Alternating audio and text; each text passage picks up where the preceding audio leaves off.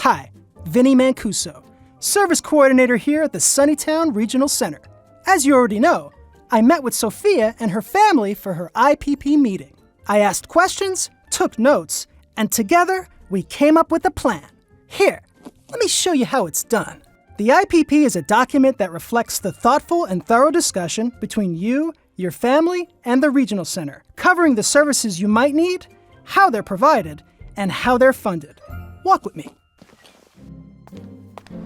The IPP Guide was designed to help hundreds of thousands of people with IDD and their circle of support examine and imagine what services are available to provide the kind of life they want. You might already know what that life looks like, or you may need to explore a bit to find your answers. Either way, it's up to us service coordinators to listen to your goals, write them down, and find ways to support them.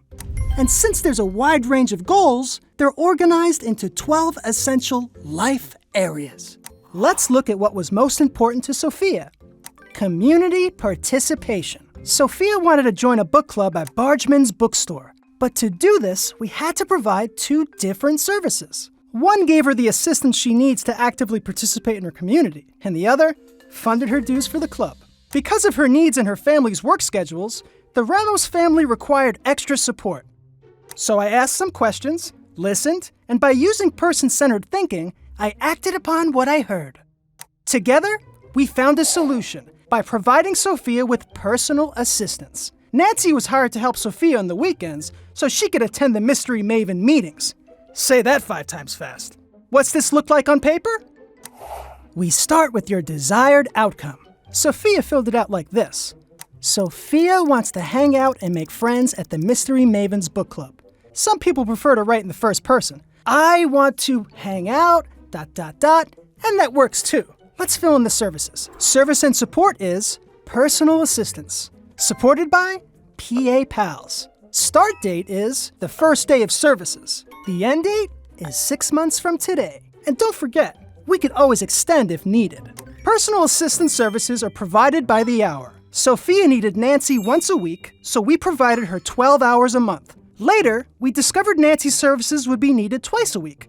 So we updated Sofia's IPP to 24 hours a month, and the service is funded by the Regional Center. So we solved how Sofia can participate in the club. Now we had to figure out how to pay for it. The Regional Center is always updating services, and I found out that the club's dues can be covered under social recreation and camp services. Let's fill that out.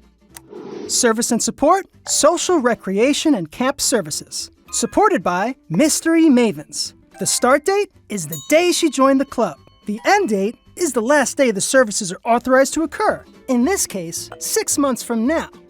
Which should be long enough for Sofia to figure out who done it. But don't worry, we could always discuss extending services when they're nearing the end date.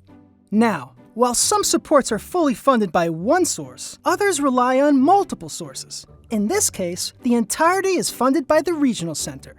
If you have any questions, ask your service coordinator to explain. This continues until all your chosen life areas are completed. And once that's done, we move on to the agreement section. Now, you could agree on all services, some services, or no services. Also, you could request a notice of action if you need to challenge a decision the Regional Center made to your services. Next, let's check off 3 important items. First, we'll confirm you received the statement of services and supports the Regional Center has funded for you over the last year. Check. Second, we'll discuss information you and your circle of support shared about current or future IPP changes. Done. And third, we'll set a date for our next IPP meeting. Your IPP is good for 3 years, and during that time, we will update it as needed, at least once a year, depending on your situation. Finito. Next, I'll walk you through some special programs and information about your rights. First up, self-direction. Self-direction is an opportunity to manage your own services and supports, and who provides them. Sofia mostly chose traditional services, but the Ramos family also uses participant-directed services, so they could have her Uncle Tito provide respite. A family who wants to manage their own services and hire their own staff could explore the self-determination program. 4731 complaint. The regional centers are required to have a process available for you if you have grievances with the regional center or a service provider. The whistleblower policy means that you or someone advocating for you are protected if you anonymously report illegal or improper activity anywhere you receive services. California says opportunities for competitive integrated employment shall be given the highest priority for people with IDD. This means real money for real work. The Regional Center can help you register to vote if you're eligible. The Regional Center can develop a transportation access plan to help an adult safely utilize public transportation if they're able to. If not, we'll provide transportation to day services or work. Voila! Now, this was just a quick overview of the IPP process, so make sure you discuss yours in greater detail with your service coordinator. There's only one thing left to do: sign it. All right, Ramos fam, time to sign. Did you look everything over? Yes, looking good. Great. Sign on the dotted line. And remember, every time your IPP changes, you'll have to re-sign.